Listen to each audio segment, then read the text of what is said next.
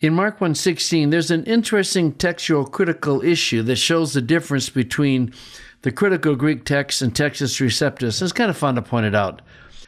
Kai paragon, paratein thalason, tes Galileas, Aden, Simona, kai Andrean, ton Adelphon Simonas, Amphibalantas, inte thalase, eson gar Helias. And going alongside the Sea of Galilee, and let me say this repetition of a preposition in the verb and then a preposition is considered good Greek. It's not redundant, so stylish Greek.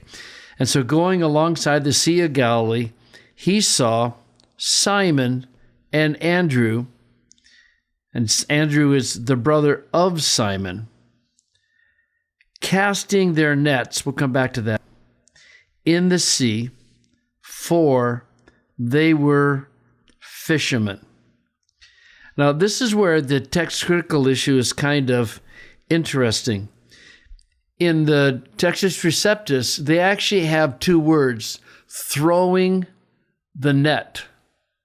But the interesting thing is, amphibalantas, all in and of itself means to throw a net. You don't have to say net. It's part of the meaning of the word. So what you have in the Textus Receptus is a, quote, correction. It's not really a correction. It's just making the meaning of amphibalantas a little more explicit by saying they were casting their nets.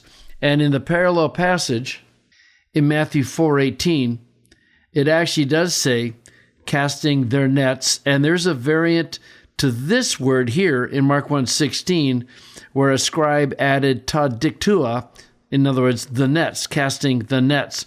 So there was some confusion on the scribe's part, or concern at least, that amphibalantas, it was a little too succinct, and it needed to be made explicitly that they're casting the nets.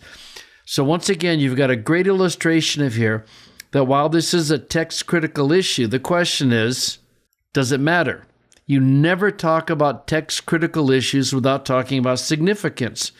And you can see that amphibalantas has to be the original because the others are clarifications of what amphibalantas means. Well, there's no way they're going to go from something as clear as throwing the nets like you have in the Textus Receptus into the single word where you have to see that net is part of the meaning of the participle. So, great illustration of a text critical issue, a bringing harmonization of this passage with the Matthew 4:18, and there's no real significance at all. So we'll start by putting kai on its own line, and then you have this participial phrase, so separate it from the main verb. So he saw Simon and Andrew. Who is Andrew? He's the brother of Simon. And what were they doing while he was seeing them? Well, they were casting into the sea. Why were they casting into the sea? And again, you would want to put the post-positive up where it belongs, at least for the English mind. For they were fishermen. So let's bring our conjunction in. And the participial phrase is telling you something about the Aden, so we'll bring that in. Who is Andrew? He's the brother of Simon. And again, what were they doing? They were fishing, casting their nets in the sea. Why were they doing that? For they were fishermen.